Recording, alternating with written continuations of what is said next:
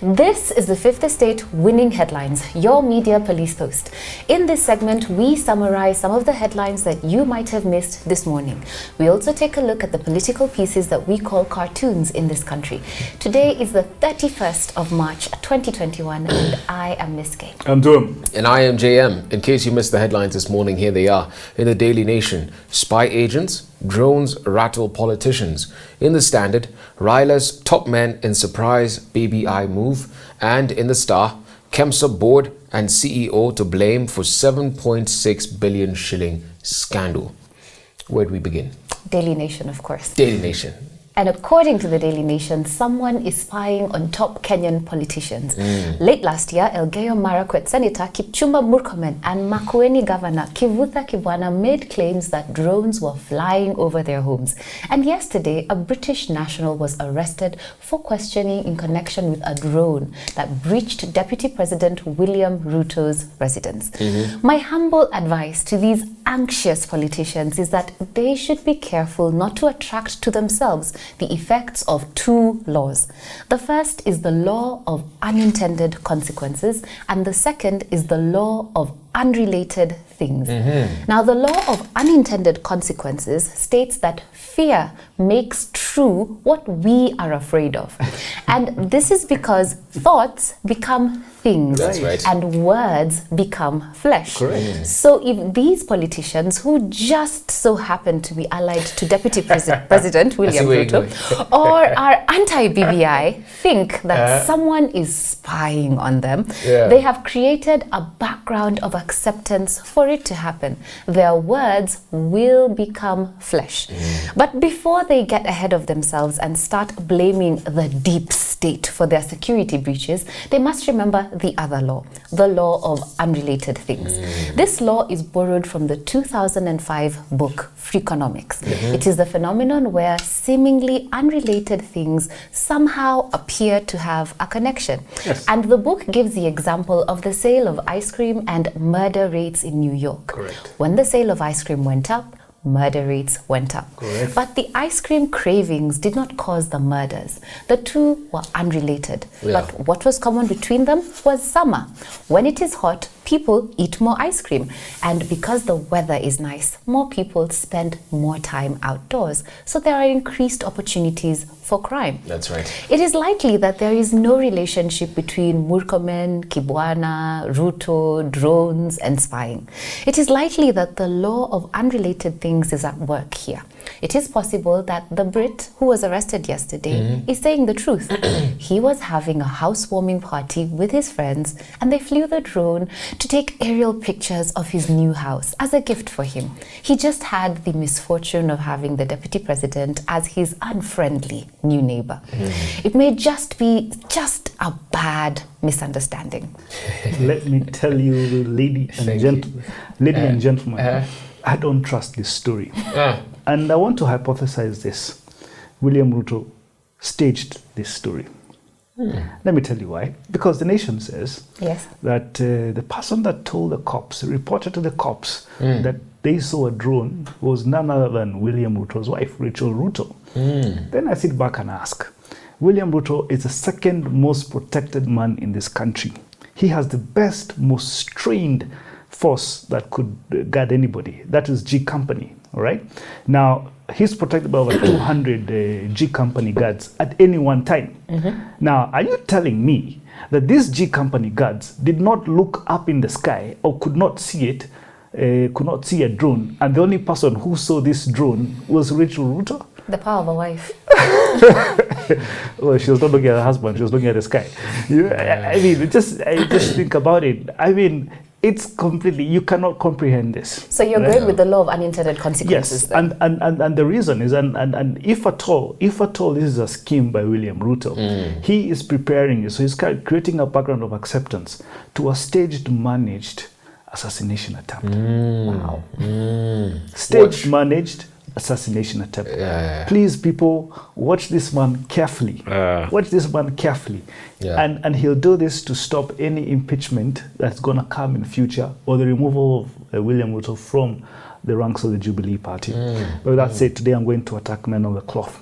Last Sunday, man of the cloth called Anguka or something like that, took to social media and directed salvos at President Kenyatta for locking down country. We reckon his rant was possibly because the lockdown denied him some sadaka. But before we strike back, we will dedicate to him a story. One evening in 1946, former British Prime Minister Winston Churchill, when leaving the House of Commons, an MP known as Mrs. Bessie Braddock hit him with an insult saying, "Winston, you are drunk. What's more, you are disgustingly drunk." Churchill fired back at the mannerless MP with an insult too, saying, "Bessie, my dear, you are ugly. And what's more, you are disgustingly ugly. But tomorrow I shall be sober, and you will be disgustingly ugly." What's our point here? Anguka was disgustingly irreverent. Period. You don't address the head of state like he's part of your flock. In any case, if the lockdown was denied, or has denied you sadaka, it's because the president was saving you from an ugly situation tomorrow. If COVID came down to your church, God forbid, and took out a chunk of your church, that sadaka you so much crave for would be lost. Now, if in just 1 month the death rate of COVID doubled from 3 people dying every day to 6 people dying every day in just 1 week, you would blame the president for not locking down country. If we lost over 3,000 Kenyans by December this year, you, Anguka, would be telling your flock that the president is to blame for not locking down. And in any case, do you really think the president did not know jobs would be lost? Of course he did. The truth is simple. If we do not lock up this week, or if we do not lock up this week, we would be collecting bodies in the streets of Nairobi or anywhere else in the country. Kenya's health facilities would be overrun. And the media and the likes of Anguka would be hitting out at President Kenyatta, asking him to shut down. Who knows, maybe some Daily Nation half-baked journal would be doing the second sequel of COVID Trillionaires. It would be a mess. Therefore, Anguka, let's not be disgustingly selfish. We can always revive the economy, but we can never revive lives. That's Completely right. agree with that thought. Yeah, absolutely. Now, 2022 will be a succession election. And succession elections, as we say here at the Fort Hall School of Government, attract 2 things: assassinations and constitutional crises. Colloquially speaking, this is the season of wasiwasi. I love it.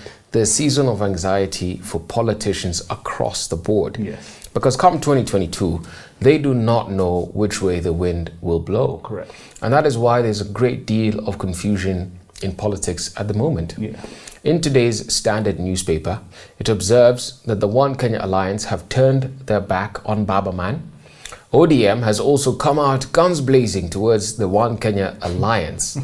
In fact, yesterday, the National Assembly Minority Whip, Junaid Mohammed, described ANC as a greedy hyena sitting somewhere with hopes that ODM abandons the handshake. William Ruto, on the other hand, is busy peddling the narrative that Baba Man will be betrayed by the president and that he is all too willing to team up with him for the 2022 election. Dear viewers, let me interpret all this confusion for you. When you see politicians muddying the waters the way they are muddying them right now, it is because they are all insecure and unsure about their political future. They're all standing on very shaky political ground. In fact, the only man standing on solid ground right now is Uhuru Kenyatta and by extension, Raila Odinga in this handshake. But what is of concern is that Raila's men are beginning to fall for the William Ruto and One Kenya Alliance ruse. Yes. They're beginning to believe that Raila Odinga is being isolated in the 2022 succession matrix. This is what they're saying in the Standard. They're complaining that BBI has been hijacked by Harambee House officials. I think James Orengo, as well as even Raila's brother, was telling us as much not too long ago. As a school of government, we ought to put them at ease. Yes. Supporters of Baba Man, Uhuru has not forsaken you. Correct. He cannot forsake you. Yes. And the reason he will not forsake you is because the handshake is built on a solid rock of self-interest, not a shaky foundation of trust. interest. Absolutely. Uhuru Kenyatta and Raila Odinga, they, as Kenyans like to say, they're like this, in the same WhatsApp group. Absolutely. Do not be confused by the sideshows of the One Kenya Alliance or the deceptive hints of William Ruto. The handshake is intact and it will endure. By 2022, everybody will get what they deserve. We have a three-part criteria that we use to judge the headlines. Are they topical or speculative? Are they thoughtful or just plain lazy? Now, I think we could give it perhaps to the Daily Nation. I don't know. Spy agents, drones, rattle politicians. Speculative. Speculative. You beg to differ. Raila's top men in surprise BBI move. Nah. KEMSA board and CEO to blame. Nah. Toss them all. Toss them all. All tossed. Yeah, finito. No winning headline today. And now, on to our final thought. But before we get there, please don't forget to subscribe to our YouTube channel. Hit that like button. Absolutely. And now our final thought. It is inspired by a book entitled The Other Christ, Imitating Jesus in Ancient Christian Ideologies of Martyrdom by Candida R. Moss. Candida R. Moss is an English New Testament scholar and historian of Christianity. She is the Edward Cadbury Professor of Theology in the Department of Theology and Religion at the University of Birmingham. Today's book is a study of the accounts of the deaths of martyrs in the days of the early church. It seeks to understand two things. First is the ways in which the martyr act interprets the person and death of Jesus. Yeah. And the second is the manner in which this interpretation can form our understanding of martyrdom in early Christianity. The structure of the book roughly follows the life of Christ, which the author has divided into 4 stages: suffering, death, ascension into heaven, and presence at the throne of God. The author begins with a reference to a letter the bishop martyr Ignatius who wrote, and he implored the person to whom he wrote the letter not to intervene with the Roman authorities to save him. He said he longed to be an imitator of the suffering of God. His ardent desire for a Christly death exemplifies the early Christian preoccupation with suffering. In the context of the early church, suffering was to be expected and was understood as having a redemptive and transformative function. Christ's life and death was the model on which the early Christians modeled their Christian walk. Therefore, martyrdom would have been the highest form of suffering for the cause of the gospel. The author admits that this notion of suffering as a good thing may come across as foreign to us amidst the many freedoms and comforts we enjoy in Western culture and contemporary religion. The author's conclusion is that although the martyrdom accounts universally understand martyrs as imitating Christ, there is a broad diversity of meaning that the early Christians attributed to that particular act of martyrdom. She says, and I quote, contrasting views about salvation, heaven, the death of the martyr, and their status demonstrate the way in which ideas about martyrdom were shaped differently by their particular communities. For me, I think that the book is an interesting contribution to the greater topic of discipleship and the following of Christ, because to be a disciple is to be a follower of Christ. And following Christ can be as simple as living a quiet life of Christian devotion, or literally dying for your beliefs as the martyrs did. That's right. One of the things that the author does in this text is to explain the significance of martyrdom in the ancient world through 3 models. The first, sacrifice; the second, cosmic battle; and the third, example. And each model has a different understanding of what Jesus' death meant. So in martyrdom as sacrifice, the meaning served 3 purposes. First, to progress the martyrs to heaven, and then number 2, to highlight the barbarism of those killing the martyrs, and 3, to familiarize the early church with martyrdom by connecting it to past traditions. In this model, the sacrificial nature of Jesus' death was highlighted. Regarding martyrdom as cosmic battle, the second thing that she talks about, martyrdom purposed to reinforce the idea of martyrs as victorious over the devil and evil powers. And in this conceptualization, the devil was active in the works of those who sought to destroy and corrupt the martyrs. So in this light, martyrs were recast as soldiers of God. and martyrdom then a cosmic battle, a battle in which Christians were not helpless bystanders, but soldiers. Yeah. And then finally, in martyrdom as example, martyrdom was a teaching example and provided inspiration for martyrs who were to come in the future. And in this model, therefore, Jesus' death and resurrection were not primarily sacrificial, but in this sense then pedagogical. Here we see the idea of following in the footsteps of the martyr, which resonates with the Bible's accounts, in which Jesus encourages his disciples to follow in his footsteps. So the memorialization of martyrdom was therefore not just a historic account, but a call to Christians, to disciples of Christ, to imitate Christ in how he lived, but also how he died and what he died for, and the cause for which he died for. You know, guys, this is the most uncomfortable book that I've read. It didn't sit well with you. It did not, and I don't know what it is. Maybe the subject of death, resurrection, afterlife, the whole thing. I don't know. And this is of the ordinary man. It just makes me uncomfortable. And my quick takeaway from this book, because I didn't want to dwell too much on it, is the contradiction of resurrection of man. So does man go to heaven immediately after death, or sleeps in the earth for a long time until judgment day happens when the trumpet sounds? So he compares the book of Thessalonians first and the Gospel of Luke. Now Thessalonians advocates for delayed ascension to heaven. Here's a verse, for example. For the Lord himself, with a cry of command, with the archangel's call, and with the sound of God's trumpet, will descend from heaven, and the dead in Christ will rise first. Then we who are alive, who are left, will be caught up in the clouds together with them to meet the Lord in the air, and so will be with the Lord forever. That's right. But the book of Luke, however, hints at immediate ascension. Here is how. In the book of Luke, one of the condemned criminals beseeches Jesus to remember him when Jesus comes into his kingdom. And he says, Jesus, remember me when you come into your kingdom. And then Jesus responds to the criminal, and he promises that he will receive some kind of paradisical or post-mortem existence.